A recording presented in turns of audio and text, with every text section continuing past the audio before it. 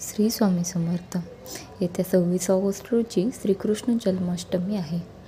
श्रावण महिन्यात वद्य अष्टमी तिथीला मध्यरात्री रोहिणी नक्षत्रावर श्रीकृष्ण जन्म झाला होता.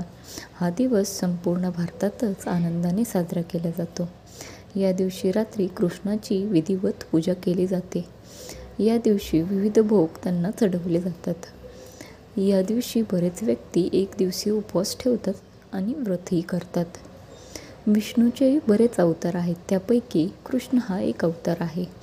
या जन्माष्टमी म्हणजेच कृष्ण जन्मादिवशी आपण घरात अशा काही वस्तू आवर्जून आणायला हव्यात, जेणेकरून आपल्या घरात सुख, समृद्धी, संपत्ती या सर्व गोष्टी येतात.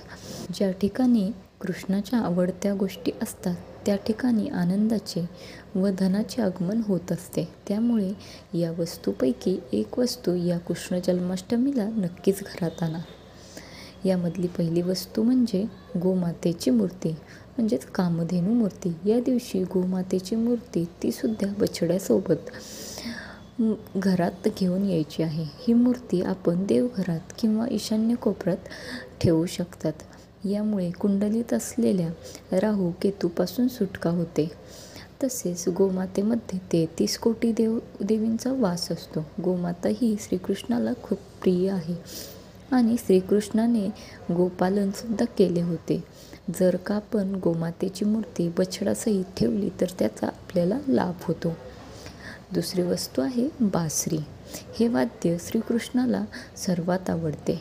ही बासरी आपण घरात ठेवली तर यामुळे माता लक्ष्मी आपल्या घराकडे आकर्षित होते. तसेच बासरीच्या आवाजामुळे घरातील नकारात्मक ऊर्जा कमी होते. त्यामुळे घरात प्रसन्नतेचे वातावरण तयार होते. पुढची वस्तू आहे मोरपंख. श्रीकृष्णाला मोरपंख खूप प्रिय आहे. मोरपंख मुले आपल्या घरातील वास्तुदोष कमी होतात.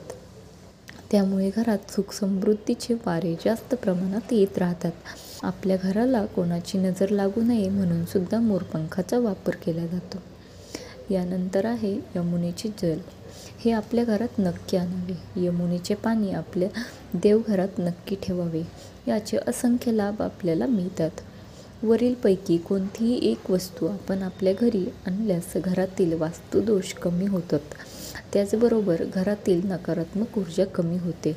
तसेच नजरदोषसुद्धा कमी होतो. हा व्हिडिओ आवडला असेल तर लाईक करा, शेअर करा आणि चॅनलला सबस्क्राईब करा. श्री स्वामी समर्थ.